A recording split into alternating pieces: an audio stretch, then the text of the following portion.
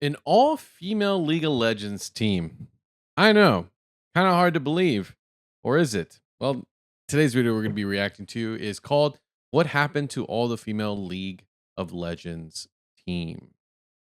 Or did I even read that right? Did I black out? What happened to all female League of Legends team? Okay, link to the original creator down in the description below. If you like the conversations and discussions you like to have here on this channel, consider subscribing and dropping a like for the YouTube gods. With that all out of the way, get your keyboards ready. Let me know what you think in the comments because we're getting started right now. This video is sponsored by ExpressVPN. The year is 2011, and Riot Games is hosting the first ever League of Legends World Championship. The event only had a couple hundred spectators present, but garnered over 200,000 viewers watching live. And the prize pool of such event was $100,000. 1 year later, these numbers would become insignificant. The esports viewer base... And that's before crazy inflation we have right now. Isn't that crazy? That money meant a lot more back then than it does now. Increased dramatically, and Riot went from paying their players thousands of dollars to now millions of dollars. And the rest is history. As the years went by, League of Legends never slowed down and only kept growing. However, as the scene became bigger, some people started having questions about the participants. Because although esports had evolved in every way possible, one thing did stand out. Why are there no girls? This made people wonder if there was literally something in the rules that stated women couldn't compete in League of Legends esports. But the answer was no. Some would say they wish they were. There was. Gender was not an issue. To be a participant in the LCS, all you had to do was be over a certain age depending on your country.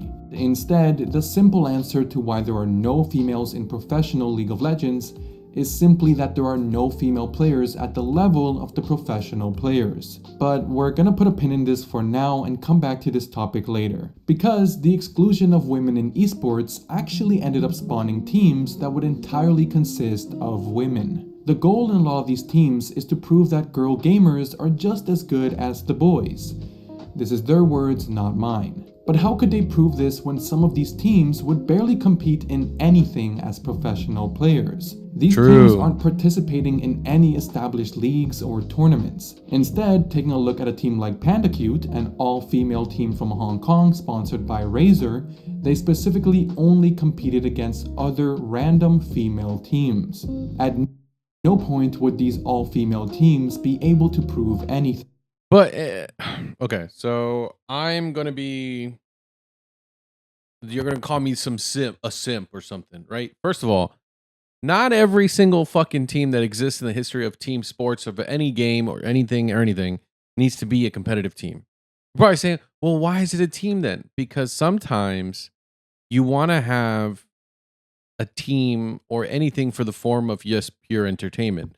And you're probably saying, well, what do you mean by this? Here's an example. The Harlem Globetrotters, which is a basketball team, but all they do is have fun. They play against people locally in their area, wherever city that they're traveling to, and they just kind of just do tricks and stuff and like entertain the audience. They're there purely for the entertainment value, not the competitive value, if that makes sense, right? Because I think sports of any kind or even esports, it's a balance between competition and entertainment. You need both. But sometimes it's okay to just have entertainment. Look at basketball. They have the dunk contest. They have all these different things. Now, you can argue that, well, sometimes, some years it's bad and some years it's good. I mean, the last few dunk contests have been dog shit, besides the point. But what I'm saying is you don't need every team to like compete against the pros to be something valuable. If anything, I would be more likely, I don't care about League. I don't play League. I haven't played League. Well, I did play League. I'm not going to pretend like I never played League and didn't play it like a lot like everyone else back in the day. Okay, I'm not going to pretend I'm better than anybody. But sometimes you don't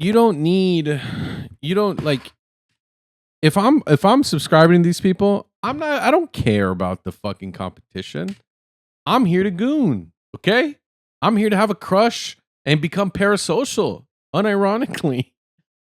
Look, if one of these ladies are still around and find my channel after I hit 1 million subscribers, hit me up. Like, you know what I mean? Like, fuck, the fuck we go. What are we acting? Why are we acting like we need every single fucking team to be the next great competition team, like competitive team, when most of these teams aren't even good, even male teams? Because, well, you can argue it's because of the money, how money works in sports, which is funny because it's the same in every sport. No one's managed to figure this problem out. But you know, we have like, and you're probably saying, what is an example of that? NA Esports.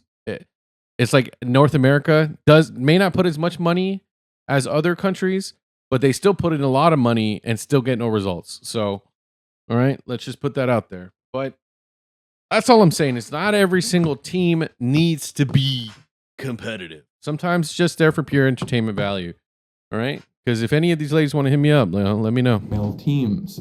At no point would these all-female teams be able to prove anything. But all this would change in 2018 with Vaevictis Esports, a team who participates in the LCL, the Russian equivalent of the LCS. This was just a regular esports team. It was entirely comprised of male players. But at one point, it seemed that the organization was struggling to fund their professional team. They dropped all their players and put up their franchise slot up for sale.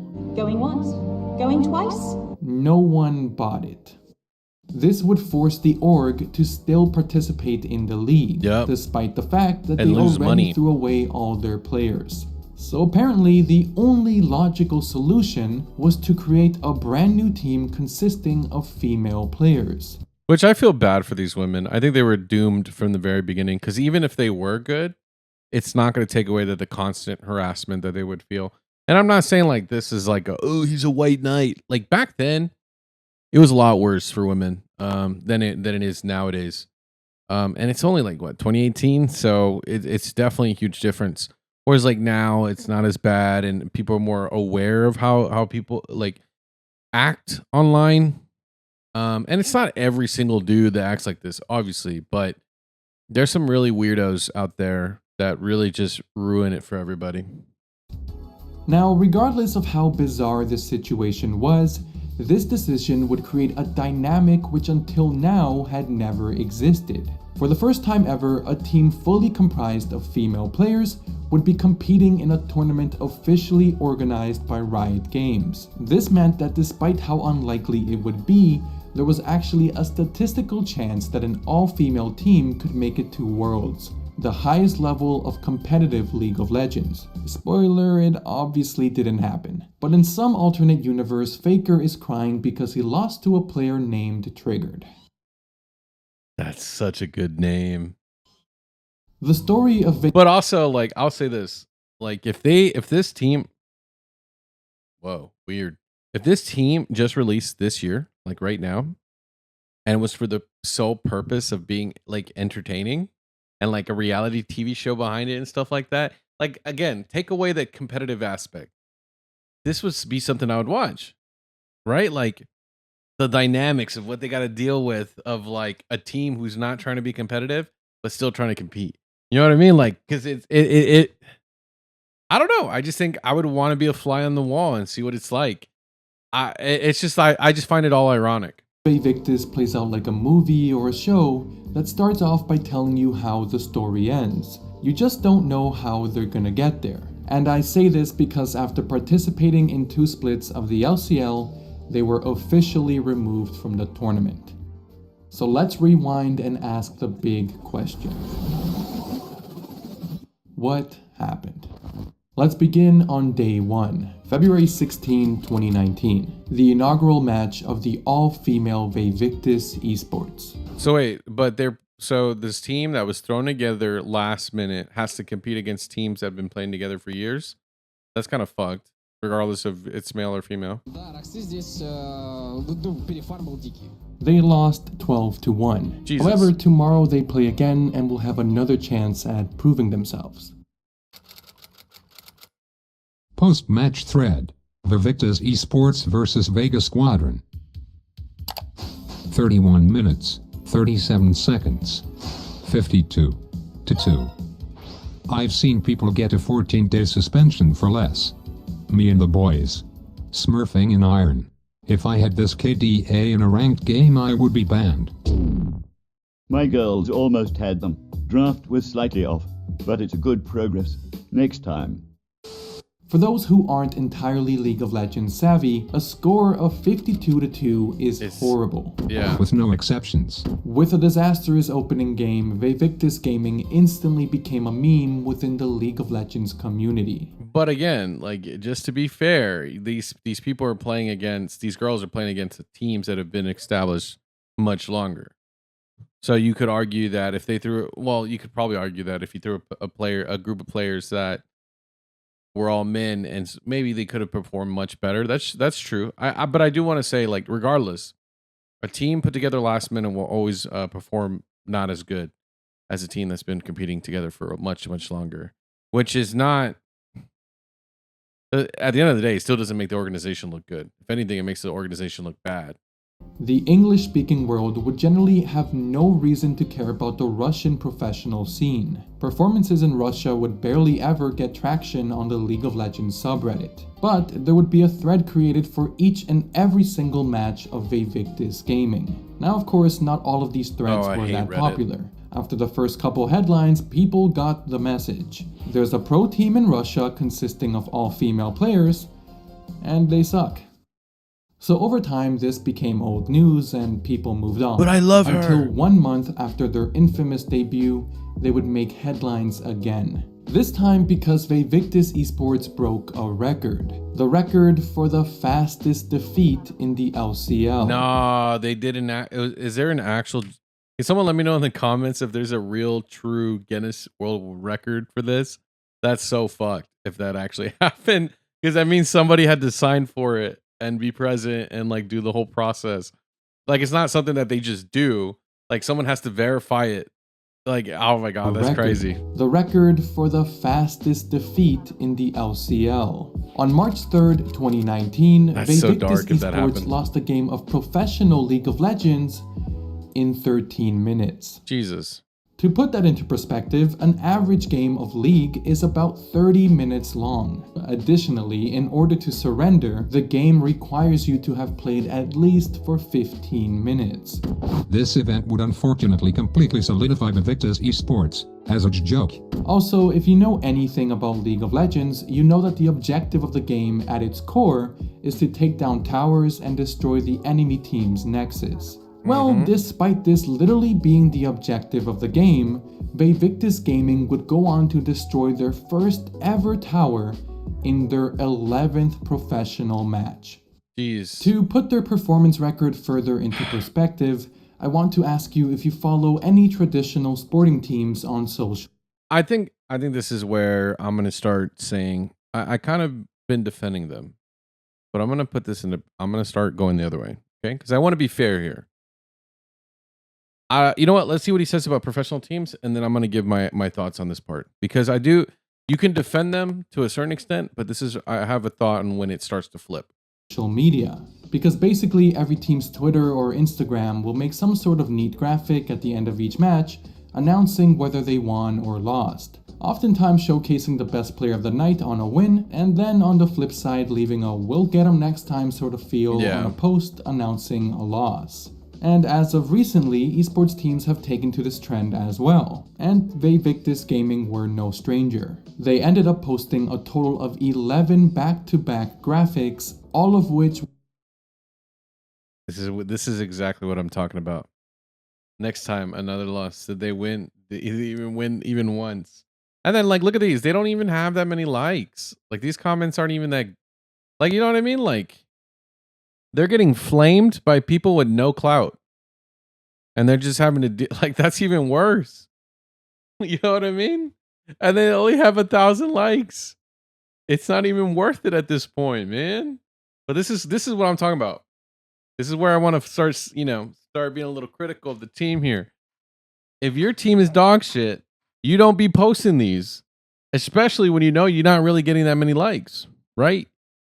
There's so many things that this organization could have done to play into the joke or play into something of being like, either fostering a little bit of the rage bait, get more traction. There's so many things that this team could have done.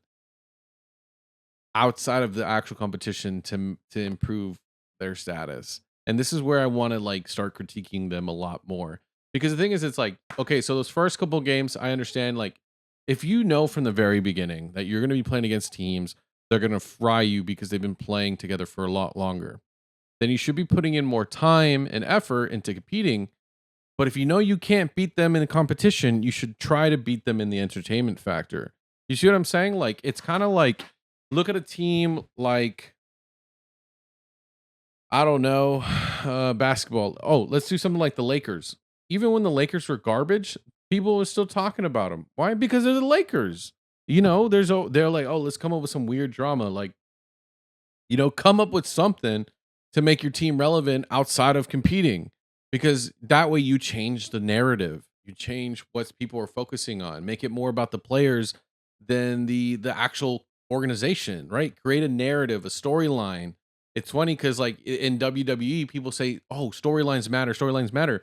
The same thing in the NBA, the National Basketball Association, NBA, right? Like that's why if you look at the NBA now, it's so fucking boring because there isn't storylines and there's teams that are just not good, contributing nothing to the entertainment value or the competition. So no matter how you cut it, if you can't beat them in the competition, they should have beat them in entertainment.